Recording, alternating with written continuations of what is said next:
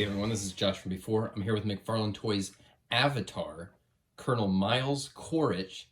I gotta say, I'm pretty stoked about this Avatar line. Not because I'm an Avatar super fan or anything. I like the movie just fine.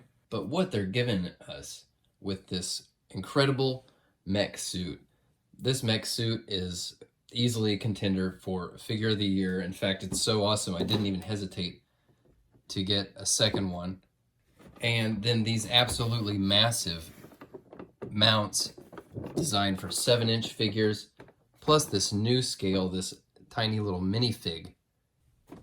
There's a lot of potential here. Of course, I just really enjoy what McFarlane is doing with their other lines like DC Multiverse, Spawn, Warhammer. The fun factor is very high. The price point is just right. I think they're killing it. And now with what they're doing here, just this amazing mech suit alone, this Avatar line, it might be a sleeper hit. Time will tell. Let's take a quick look around the box here. I got this through Amazon, along with just about everything else. I got one Banshee and one Navi. I'm not going all in. Let's get this guy out of here. Okay, so we've got the Colonel here. Definitely my favorite character in the movie. He's hilariously over the top. Played by Stephen Lang. He's the blind guy in Don't Breathe. Hilariously over-the-top villain. And I'm really actually pretty stoked that they're bringing him back for the sequel. He's going to be one of the giant blue kitty cats. That's going to be hilarious. So this is interesting. Tiny little dude. This isn't totally out of the realm of what we've seen from McFarlane. If you recall, even just a few years back, stuff like Halo and Walking Dead, they were playing around with different sub 6-inch scales. It was also pointed out to me that this scale of human figure has great potential for the Warhammer line as well, because this is the actual size of the humans compared to these spacesuits. You can see it before I even really start diving in. This guy is extremely articulated. He's got a really fantastic range of movement. Of course, the aesthetic's going to suffer a bit when you put a lot of cuts on a smaller size figure, but I mean, look at the, the fun factor is here big time.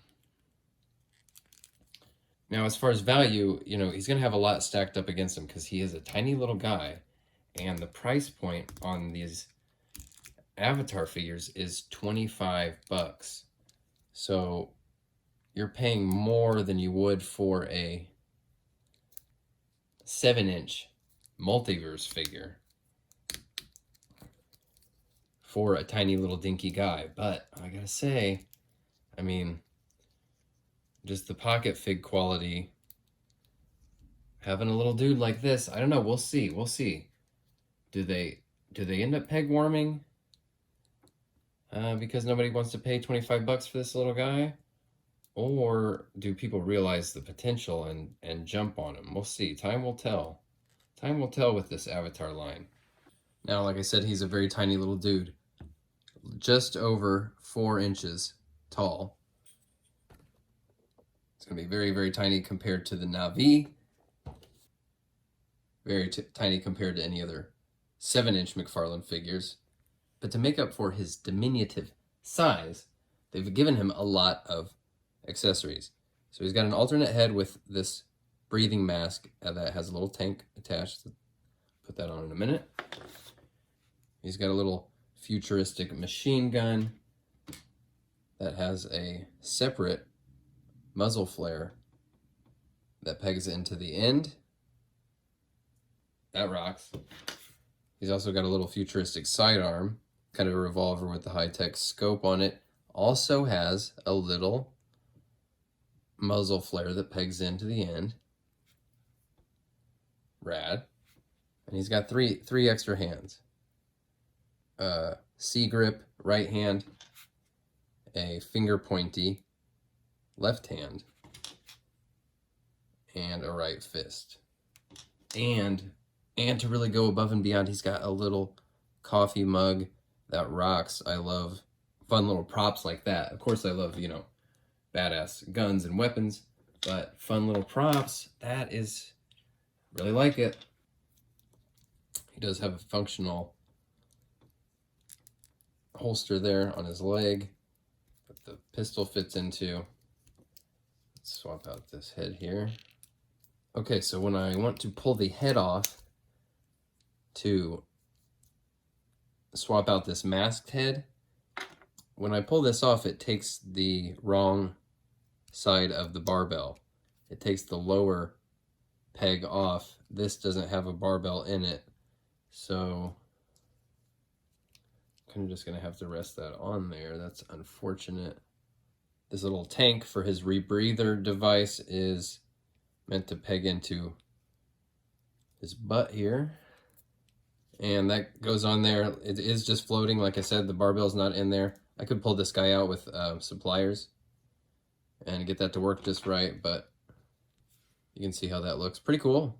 He's got the clear visor with the face underneath. That's pretty badass. And that will also help for army building. You know, if this guy goes down in price, this would make for a great army builder. If you could get him for like down to like 15 bucks or less or something, that would be a pretty solid. The alternate hands are really fun, but the pegs they go on they can be a little stiff, but they're also very thin. So you want to be careful putting those on. You don't want to put too much pressure on them and snap the pegs. Man, these hands are great though. The big missed opportunity, I think, is they didn't give the mech suit a finger pointing hand. You know, because if you had him in there and he's pointing his finger and the mech suit could be pointing his finger as well, that would be next level fun factor. But the extra hands are great, I gotta admit. Yeah, I mean, really fun accessories with a very broad array of potential uses. I want to tell you to wait till he goes on sale, because 25 bucks for a little dude like this is a lot, but I also kind of wouldn't be surprised if this guy ends up being maybe hard to track down before long, once word gets out about how fun he is. The 4-inch scale is really well represented out there right now. A lot of different licenses doing really fun stuff in the 4-inch scale. Retail stuff like Jurassic Park, more high-end stuff like what Joy Toy is putting out. 4-inch is coming back in a big way, so I think it'd be great to see Todd hitting us with more licenses like this. For example, I'm dying for a McFarlane Starship Troopers line. How cool would that be with Rico and Michael Ironside and Doogie Howser, this size, huge bugs? Oof. Absolutely hoping to see more of this 4-inch fun from Todd, because I'm pretty sure Spin Masters has the 4-inch rights for DC, so I don't think he could give us 4-inch DC, I believe. That's the deal right now. Now, of course, what we really want to see is this figure in this mech. I've got the little Page Puncher's Batman in here. He fits pretty well in here, I gotta admit. He is much smaller than the Colonel, but that's a fun little scenario. Now let's get this dude in here. Actually, hang on. All right, so we've seen this guy before, that it's got a little well there for the figure to fit down into. Still kind of a tight squeeze. I'm finding that if you put kind of this curve in him, kind of an S curve in his legs there, slight bend, but then flatten the ankles down. Try to get the knees squeezed together as much as you can.